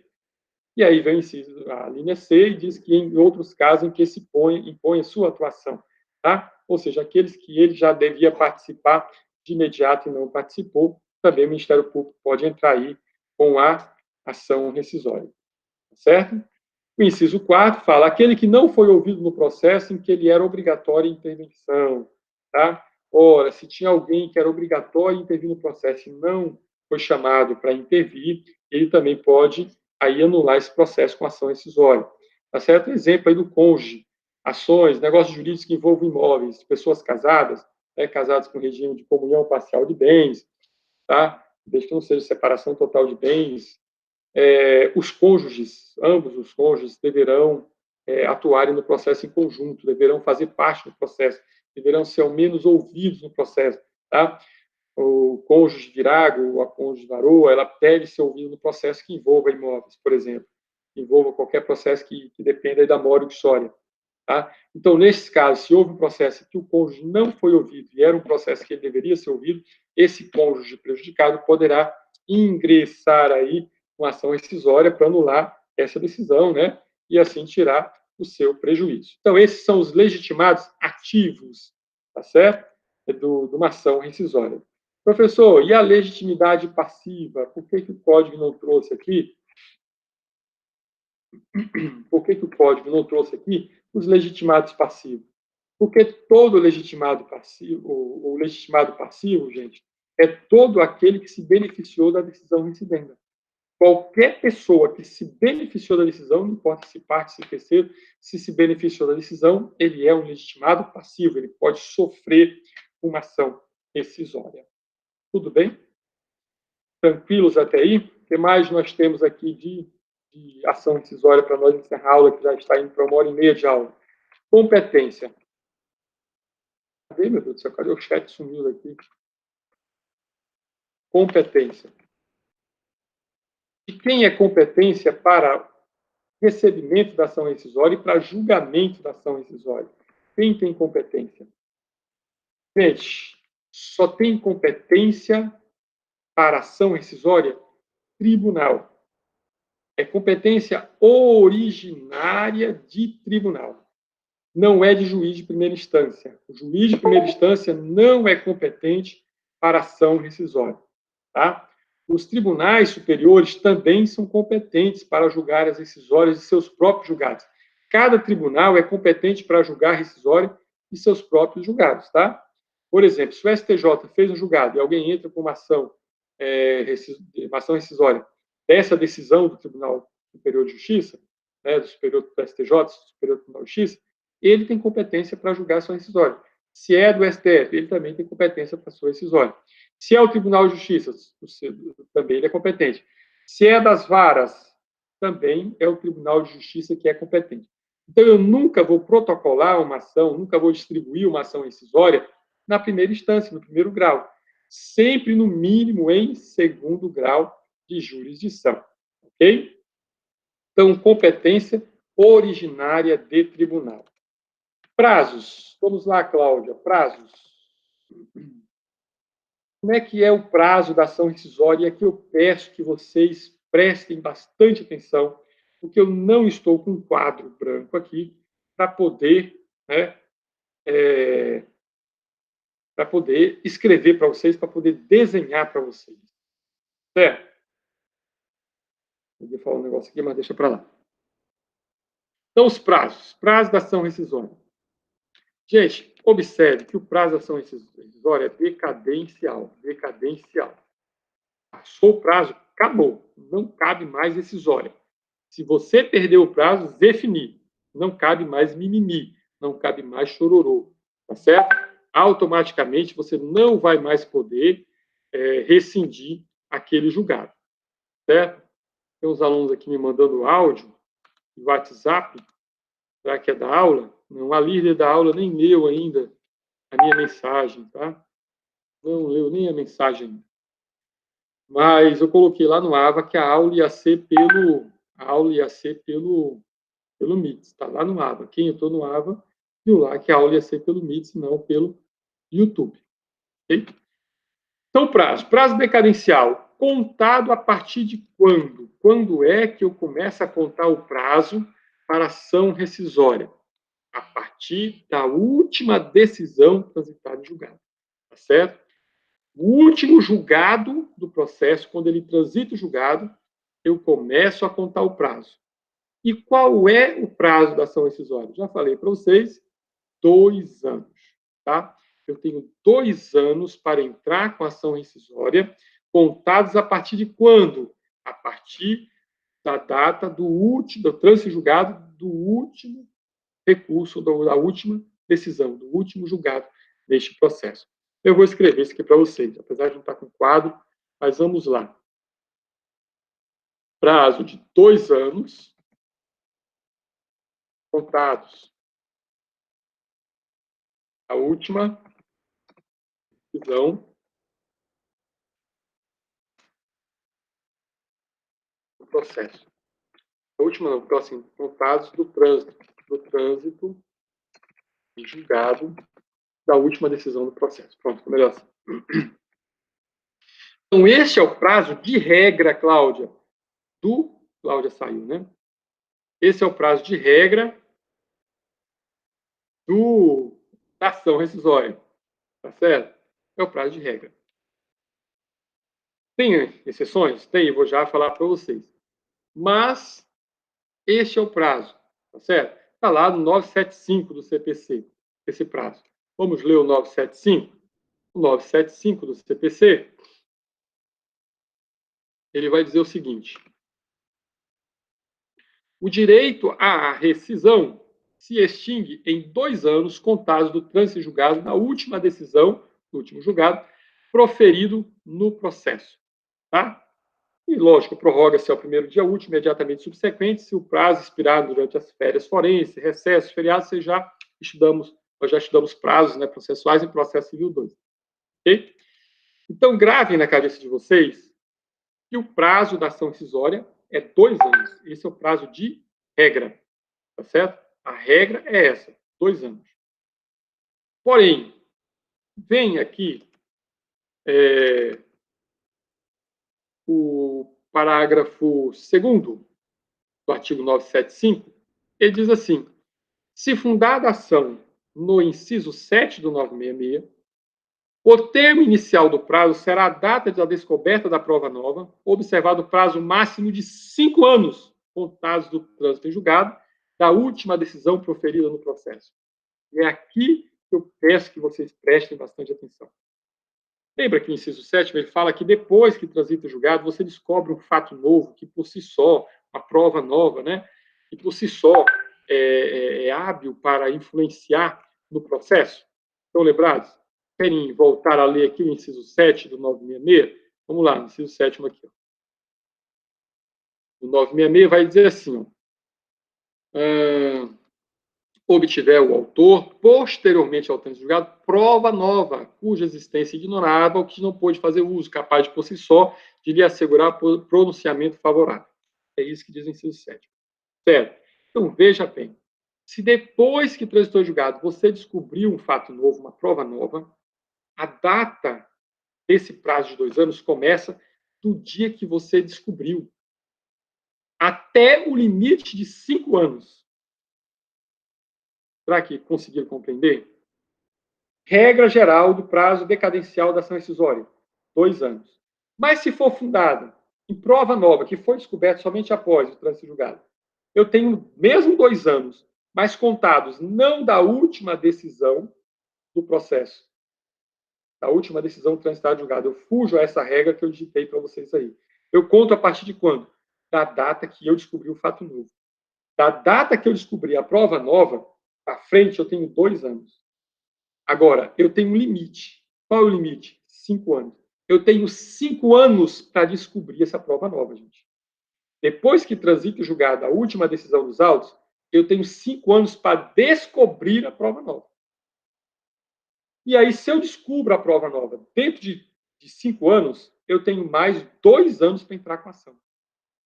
Então, vamos ver se eu consigo aqui, sem um quadro, né, explicar isso para vocês, desenhar isso para vocês. João teve uma ação desfavorável para si. Isso em 2015. Transitou em julgado a última decisão do processo em 2015. Certo? Qual o prazo que João tem para entrar com uma ação rescisória? Prazo geral, ele tem 2 anos. 2000. Digamos que foi no dia, para não contar o recesso forense, dia 21 de janeiro de 2015. Ele tem 21 de janeiro de 2016, 21 de janeiro de 2017 para entrar com a ação rescisória. Então, ele tem até 21 de janeiro de 2017 para entrar com a ação rescisória. Passou 21 de janeiro de 2017, acabou para João entrar com a ação rescisória para desconstituir aquele julgado que lhe foi prejudicial. Certo? Essa é a regra geral. Porém, gente, olha só. João entrou com a ação de João transitou no dia 21 de janeiro de 2015. Porém, quando foi no dia 20 de julho de 2019, 20 de julho de 2019, vou escrevendo essas datas aí para vocês terem noção. João descobre que o magistrado que deu aquela sentença desfavorável condenando João, ele era, desde a época do processo, namorado da parte contrária. Namorado? Não vai ser caso de suspeição? Bom, vou dar esse exemplo para vocês aqui. Ele era namorado aí da parte contrária, certo? A parte contrária era Maria, moça muito linda. Certo? Começaram a namorar na época do processo, o juiz e a Maria. Só que ele descobre isso, como falei para vocês, dia 20 de julho de 2019. 2019, ainda está dentro do prazo rescisório? Olha só. 2015, 2016, 2017, 2018, 2019. Nós já estamos com 4 anos da última decisão do processo transitário julgado. Acabou para João se o fundamento da ação de João for base numa prova nova, que ele não tinha época, tá certo? Ele não tinha época, ainda tem prazo para ele. Porque o limite para ele descobrir ou para ele ter acesso a essa prova nova é 5 anos. Tá certo? Se for com base em prova nova descoberta após o trânsito julgado, ele tem 5 anos para descobrir essa prova. E depois que ele descobre, ele tem mais 2 anos. Então, qual o prazo para João entrar com uma ação rescisória com base em prova nova? Se o último julgado do processo foi em 2015. Ora, o último julgado foi em 2015. Porém, ele só descobriu em 2019. Foi 20 de julho de 2019. Então, ele tem 20 de julho de 2020, 20 de julho de 2021 para entrar com ação rescisória. Professor, mas 20 de julho de 2021? Sim, por quê? Porque ele descobriu a prova nova em 2019, 20 de julho de 2019. Tá certo? Então, se ele descobriu só em 20 de julho, eu começo a contar da descoberta o prazo de 2 anos. Desde que ele tenha descoberto dentro do prazo de 5 anos. Se ele só descobriu esta prova nova em 20 de julho de 2021, de 2020, ele pode entrar com ação rescisória? Vamos contar. O último julgado foi 21 de janeiro de 2015. Quando é que dá 5 anos desse último julgado? 21 de janeiro de 2016, 21 de janeiro de 2017, 21 de janeiro de 2018, 21 de janeiro de 2019, 21 de janeiro de 2020. Então, ele teria até 20 de janeiro, 21 de janeiro de 2020, para entrar para descobrir a prova nova. Se ele descobriu em 20 de julho de 2020, já não dá mais para ir. Aí, infelizmente, não cabe mais ele fazer nada. Até 20 de janeiro de 2020, está dentro do prazo de 5 anos, ele tem mais 2 anos para entrar com a ação. Digamos que ele descubra a prova nova, gente, no dia 20 de janeiro de 2020. Ele tem mais um dia ainda, né? Vence dia 21. Ele tem qual prazo para entrar com a rescisória? Se ele descobriu dia 20 de janeiro, ele tem prova disso, ele tem mais 2 anos. Então, ele pode entrar com a rescisória 20 de janeiro de 2021, 20 de janeiro de 2022 é o prazo para ele entrar com a rescisória. Compreenderam isso daqui, gente? Regra geral, prazo para entrar com ação rescisória para qualquer outro dos incisos, 2 anos. Contados da última decisão transitada de julgado do processo. Mas, se for com base no inciso 7, for com base em prova nova, ele tem 2 anos a contar da descoberta da prova nova, desde que ele descubra, dentro do prazo de 5 anos. Ufa! É exatamente isso daí. Tá certo, gente? Só voltando um pouquinho atrás, pessoal, aquela multa,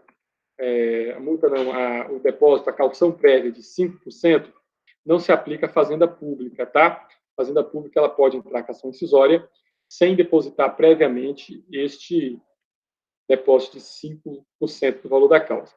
Só particulares, tá? Também, se você for beneficiário de justiça gratuita, lógico, você já é beneficiário de justiça gratuita, não vai poder depositar previamente 5%. Porém, pode ser condenado no final e ficar suspensa a elegibilidade por 5 anos. Tá? Mas, se você tiver dinheiro para pagar, mesmo depois da ação, o juiz vai bloquear os seus bens para que você pague. Tudo bem? Outro detalhe, o prazo da ação rescisória, ele não conta em dobro para a fazenda pública. Tá? Não se aplica a dobra do prazo para a fazenda pública, no caso aí da ação rescisória. Tá certo? Então, não se aplica essa dobra de prazo. É esse prazo de 2 anos, é prazo decadencial, de 2 anos, não importa se é fazenda pública ou não. Tudo bem? O que mais? Eu creio que é só, viu, gente? É só para nós falarmos. Então, essa aula nós vamos encerrar por aqui. Eu vou deixar ela gravada, o link dela lá no AVA, para que vocês assistam novamente. Para quem não conseguiu acompanhar, né? Ninguém conseguiu acompanhar, ninguém entrou na sala, e deixaram sozinho, desamparado, feito um calango no meio dos espinhos, no sol do meio-dia, em cima de um rochedo. Ave Maria, credo em cruz. Tá? Para mim, tanto faz, tá, pessoal? Tá com uma plateia ou não. O importante é que vocês possam assistir e tirar as dúvidas lá no mapa. Ok? Próxima aula, como eu falei para vocês, eu vou falar um pouquinho de PJE para vocês. Certo? E aí nós encerramos a disciplina. Vou colocar uma atividade avaliativa valendo 10 pontos lá no AVA também. Peço que vocês respondam, porque terminando essa atividade avaliativa, vai ser a nota do segundo semestre, somente uma eventual aí, para quem perdeu alguma das notas, né? Somente uma eventual prova final, tá certo? E aí essa prova final vai ter que ser presencial. A pandemia está acabando, né? Está chegando outubro, perto de outubro ninguém vai poder ficar em casa, todo mundo vai poder sair para votar. Então, conforme vai se aproximando de outubro, vai tendo as liberações aí, vamos voltando, que até outubro tem que estar todo mundo na rua. Não importa se vai ter coronavírus, se vai ter, todo mundo vai ter que estar na rua. Então, eu creio que daqui para o final do mês já começa a liberar novamente, no início de junho, né, já começa as escolas e faculdades novamente, né, é para quando chegar outubro não ter mais nenhum bloqueio.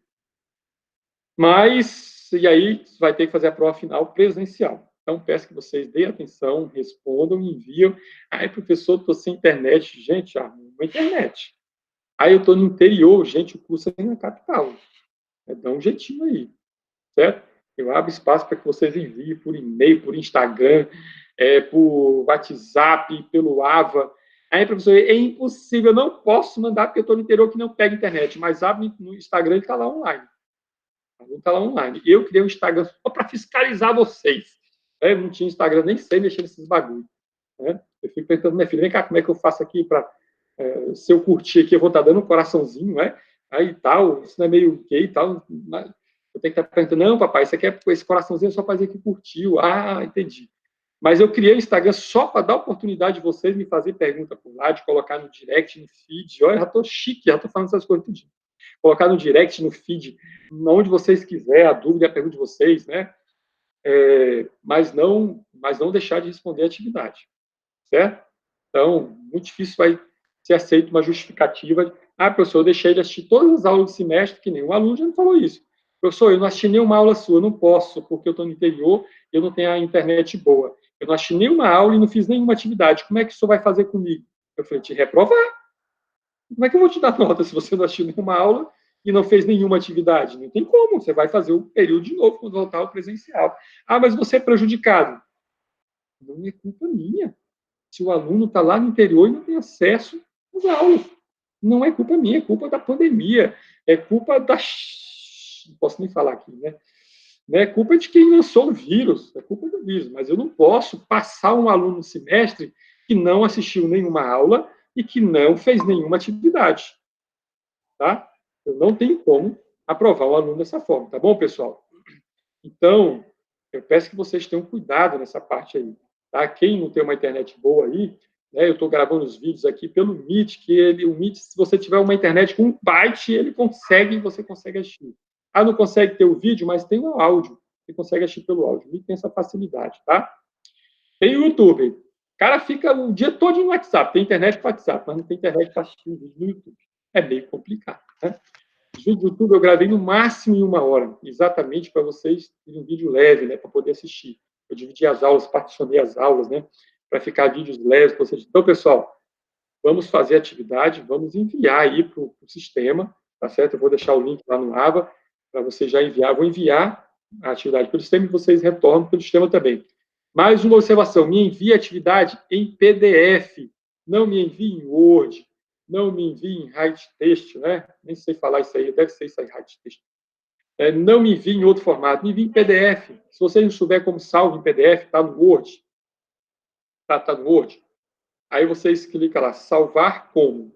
Aí bota lá embaixo, salvar como. Vai lá, documento Word. Vocês clicam lá na setinha para baixo, vai abrir um rol de documentos. Vocês clicam lá, PDF. Aí ele salva em PDF. Tá bom? Fica mais fácil para dizer, não, o professor mudou minha resposta. Porque vocês mandando em PDF, eu não consigo editar. PDF não é editado. Tá? Porque eu vou retornar para vocês com as correções também em PDF. Alunos me perguntaram, professor, aquela primeira nota foi decorrente só da primeira avaliação? Foi decorrente de quê? Das 3 atividades que eu passei, tá? Somei e dei aquela nota que está no sistema. Tudo bem? Deixa eu colocar no sistema já? Eu acho que já. Se não, vou corrigir daqui a pouquinho e já coloco no sistema. Não sei se foi Civil 3 que me mandaram ou foi processo Civil 3 que me perguntaram isso daí. Tudo bem? Então, um abraço para vocês. Até a próxima. Beijo no coração. Respondam a atividade. Tchau para vocês. Bom descanso em casa. Tchau, tchau. Eu vou ver como é que eu saio agora desse negócio aqui, que eu não sei como é que sai. Deixa eu ver aqui. Está gravando, deixa eu ver se eu paro a gravação. Como é que eu faço aqui? Interromper gravação. Interromper gravação. Interromper